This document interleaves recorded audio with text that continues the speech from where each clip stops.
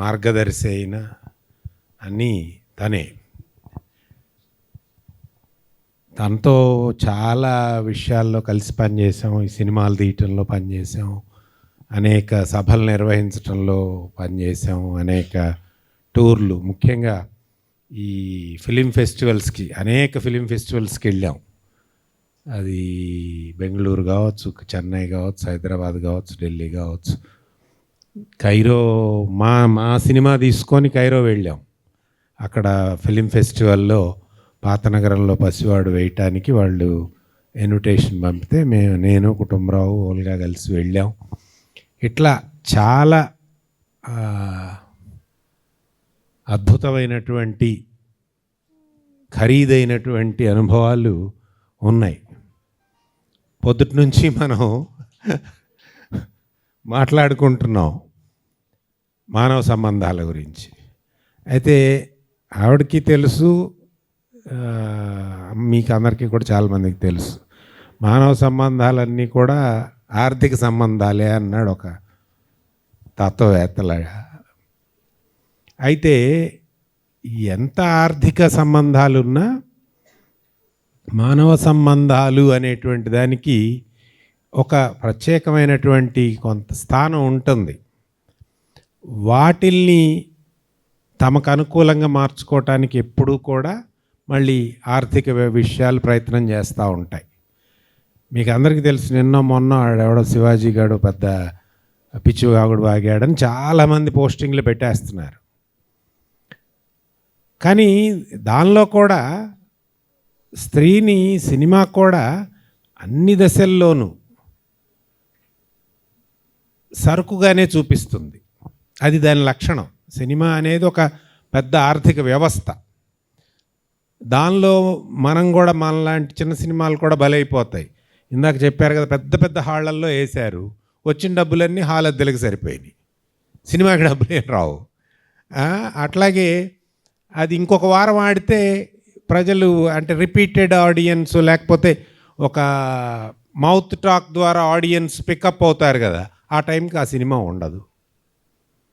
ఇవాళ పాత నగరంలో మన ఓ మంచి ప్రేమ కథ లాంటి సినిమా రిలీజ్ చేయడానికి సాహసం, అసలు థియేటర్లు దొరకవు మీకు. అంటే మనమనే కాదు, అసలు ఆ సినిమా వ్యవస్థే తీవ్రమైన సంక్షోభంలో ఉంటుంది. ఏ సినిమా అయినా ఎంత, మీకు అందరికీ ఇందులో చాలామంది పెద్దవాళ్ళే ఉన్నారు కాబట్టి, సినిమా 100 రోజులు ఆడటం అనేటువంటి దాని విజయం గతంలో. ఇప్పుడు అన్ని రోజులు అసలు ఆడే సినిమానే లేదు. ఎంత పెద్ద సినిమా అయినా వారం రోజుల 2 వారాల, ఈ 2 వారాల్లోనే దానికి మొత్తం డబ్బులు వచ్చేయాలి. ఒక దశలోనేమో సినిమా తీసినవాడు సేఫు, కొనుక్కున్నవాడు నష్టం. ఇప్పుడు కూడా అంతే, కొనుక్కునే వాళ్ళు ఉంటారు, వాళ్ళకు కూడా మళ్ళీ నష్టం రాకుండా డబ్బులు ఒక 1000 థియేటర్లలో ఆ రేట్లు విపరీతంగా పెంచేసి వాళ్ళు మన దగ్గర నుంచి డబ్బులు లాగేసుకోవడానికి ప్రయత్నం చేస్తుంటారు. ఎందుకంటే గతంలో పాత సినిమాల్లో నాకు గుర్తుండే ఒక సినిమా కాడెద్దులు ఎకరం నేల అని, ఎన్టీ రామారావు గారి సినిమా. ఒక్క షోనే ఆడింది అది, తర్వాత ఇక అసలు ఆడటానికి పోయింది, తీసేశారు, అంత భయంకరంగా ఉందని. అట్లా సినిమాలు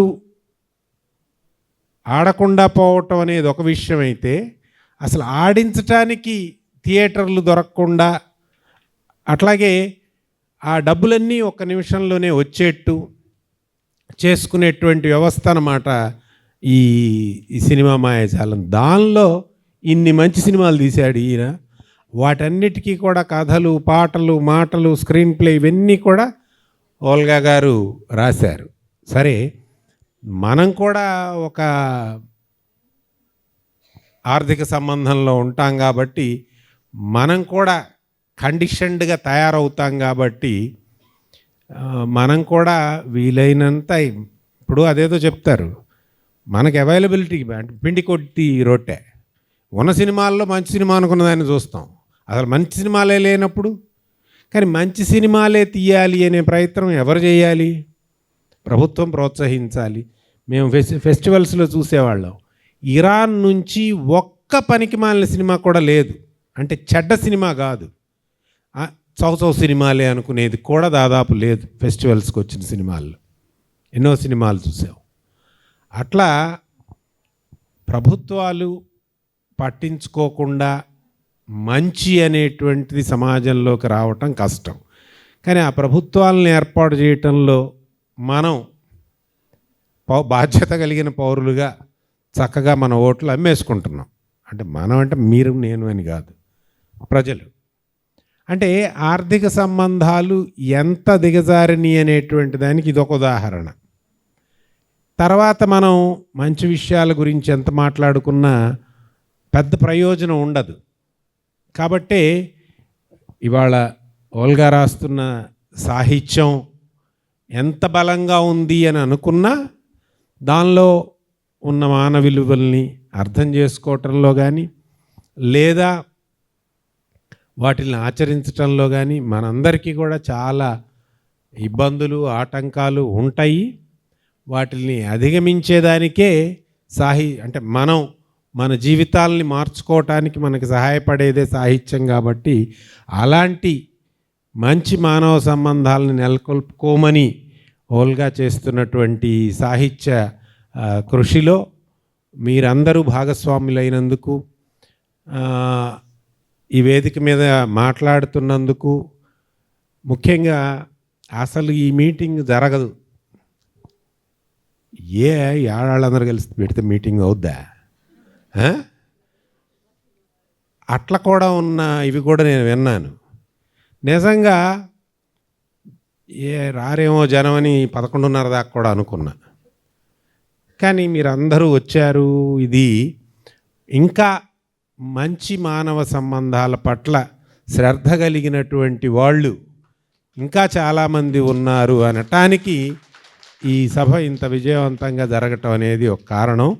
కాబట్టి మనం అందరం కూడా, మనకి ఉంటే సరిపోదు, మనం బతుకుతున్న సమాజంలో మన చుట్టూ కూడా అలాంటి వాళ్ళు ఉంటేనే మనం దాన్ని, మన ఆలోచనని మనకు తగ్గట్టుగా మనం బతకలేవు.